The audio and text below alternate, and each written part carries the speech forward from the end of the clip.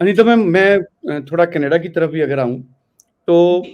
बहुत सारे स्टूडेंट हमारे पंजाब के थोड़ा-सा पैनिक हैं कि पता नहीं अब कनाडा पीआर देगा या नहीं देगा। इस पे मैं चाहता हूँ एक बार फिर आप क्लैरिटी दें, क्योंकि कोई जी। पॉलिसी ऐसी नहीं आई ऑफ़िशियल जी। तौर पर अगर हम देखें कि कनाडा ने जी। पीआर के लिए डिनाई किया हो, कोई कानून नया पास नहीं हुआ वहाँ की पार्लियामेंट में।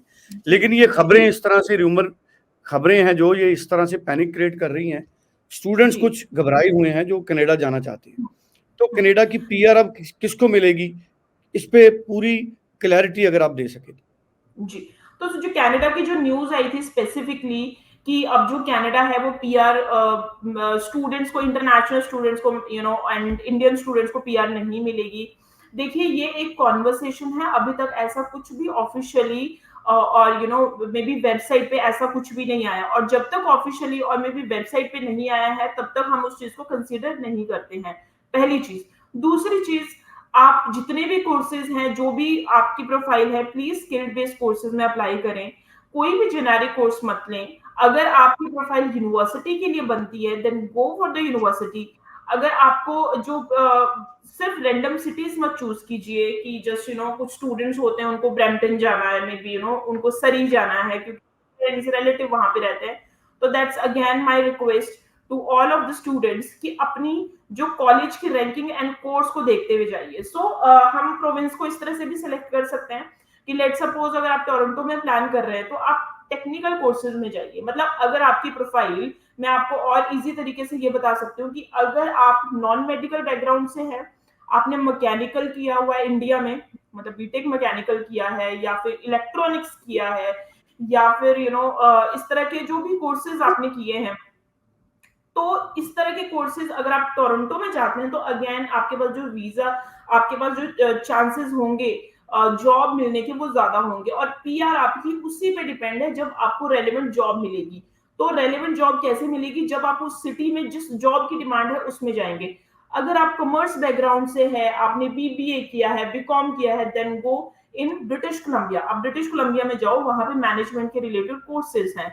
अगर आप सस्कैचुअन में भी, अगर आप अल्बर्टा चूज कर रहे हैं तो अल्बर्टा, सस्कैचुअन, विनीपेग, ये तीन तीन प्रोविंसेस ऐसी हैं जिसमें मेजरली आपको अंडर ग्रेजुएट डिप्लोमास मिलेंगे। अगेन आप बहुत बड़ी गलती कर लेते हैं स्टूडेंट्स की, जस्ट टू रीच देयर कि हमारी पीआर जल्दी जल्दी हो जाए, फिर वो प्रोग्राम से कॉम्प्रोमाइज करते हैं क्योंकि खासकर अल्बर्टा, विनीपेग, इन इन जितने भी इन प्रोविंसेस में जितने भी कॉलेजेस हैं वो पोस्ट सेकेंडरी डिप्लोमास देते हैं। और अगर आप ग्रेजुएट हो and you are applying for the post graduate diploma, तो again you are compromising with your progression. So what is the progression now? Progression, let suppose आपने ग्रेजुएशन किया है इंडिया में, अब कायदे से आपको पोस्ट ग्रेजुएट डिप्लोमा और मे बी मास्टर्स के लिए जाना पड़ता है। लेकिन कुछ स्टूडेंट्स क्या करते हैं कि किसी एक प्रोविंस में, क्योंकि कुछ कॉलेजेस में, कुछ प्रोविंसेस में पर्टिकुलर प्रोग्राम्स का उतना ही लिमिटेड कोटा होता है। तो अगर मैं बात करती हूँ अल्बर्टा, विनीपेग, यहाँ पे जितने भी प्रोग्राम्स हैं आपको एक दो पोस्ट ग्रेजुएट प्रोग्राम्स मिलेंगे, बाकी सारे के सारे अंडर ग्रेजुएट डिप्लोमास मिलेंगे। मैं ये नहीं कह रही हूँ कि यू कैन नॉट अप्लाई अगर आपने ग्रेजुएशन कर रखी है। Yes, you can apply, there is no problem at all. लेकिन आप कब अप्लाई कर सकते हैं?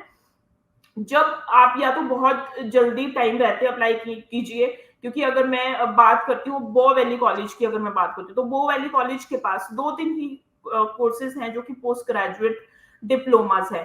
तो जब दो तीन ही है तो ऑब्वियसली कंपटीशन भी ज्यादा होगा। ठीक है, तो आपको थोड़ा सा कंपैरेटिवली जल्दी अप्लाई करना चाहिए। जल्दी कितना अप्लाई करना चाहिए? एटलीस्ट 6 से 7 महीने पहले आपको अपनी एप्लीकेशन की प्रिपरेशन कर देनी चाहिए। ऐसा ना हो कि कोर्स अवेलेबल नहीं है तो आप इसलिए अंडर ग्रेजुएट डिप्लोमा में चले जाओ। तो आप अपनी प्रोग्रेशन के साथ भी बिल्कुल कॉम्प्रोमाइज मत कीजिए। जिन भी स्टूडेंट ने ग्रेजुएशन किया है, please go for the post graduate diploma, ना कि अंडर ग्रेजुएट डिप्लोमा। तो इन चीजों का आप ध्यान रखें। कहीं पे भी अब हम मैं आपको मोटे तरीके से यही बोल सकती हूँ, कहीं पे भी धक्का करके मत जाइए अपनी प्रोफाइल को। जहां के लिए बनती है, जहां पे आपको सुटेबल कोर्स मिलता है, प्लीज आप वहीं पे अप्लाई करें। So this is the key, like you can get the like PR Canada में आपके रिलेटेड वर्क एक्सपीरियंस पे ही टिकी हुई है। तो अगर आपके पास रेलेवेंट वर्क एक्सपीरियंस होगा तभी you can apply for the PR. बिल्कुल ठीक है। पीआर पे लेके काफ़ी ज़्यादा कई दिनों से कन्फ्यूज़न थी। जिस तरह की बातें स्टूडेंट्स की जी। तरफ से आ रही थी, मुझे लगता है पीआर पे क्लैरिटी होनी बहुत ज़्यादा ज़रूरी है। अनीता मैम, थैंक जी। यू सो मच, आपने टाइम निकाला और बड़ा वैल्यूएबल डिस्कशन आपने हमारे साथ किया। Thank you so much. जी। Thank you so much. Thank you. Thank you.